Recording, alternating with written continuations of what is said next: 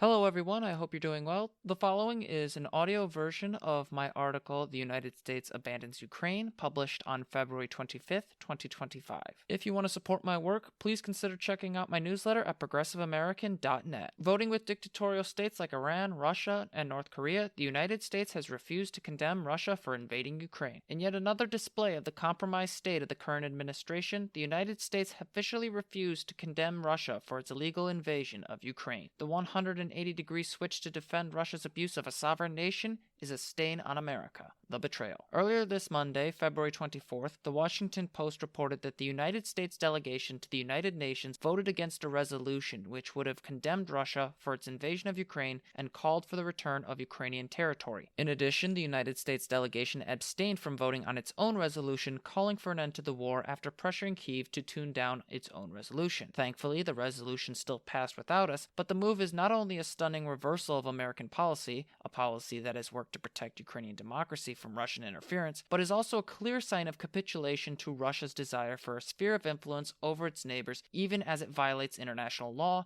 and human rights. It is hardly a surprise, therefore, to see that the Trump administration is also moving to remove sanctions against Russia, even with an ICC warrant out for Vladimir Putin's arrest. As the Post explains, quote, Trump has blamed Ukraine for starting the war, calling Ukrainian President Volodymyr Zelensky a dictator, spoken directly with Russian President Vladimir Putin about normalizing Washington-Moscow relations, and implied that strong U.S. sanctions against Russia over Ukraine may be lifted, unquote. To suggest Zelensky is a dictator while avoiding applying the same title to Vladimir Putin, who has been president of Russia for nearly 25 years, is an absurdity. Zelensky was elected in 2019 with 73% of the vote compared to incumbent President Petro Poroshenko, who received 24%. While elections haven't been held since Russia's invasion, this is not because of Ukraine falling into dictatorship. Rather, the Ukrainian constitution and law prohibit elections when the country is under martial law. And it has been that way since at least 2015 when the Ukrainian parliament clarified the nature of martial law in Ukraine. Ukraine has been under martial law since Russia invaded in 2022, and as a result, it can't legally hold elections until the war is over. This law predates Zelensky's presidency and can't be used as a pretext to portray the Ukrainian government as a dictatorship, especially since Putin hasn't had a single free and fair election in decades. The Trump administration's characterization of a major ally is not only at odds with reality,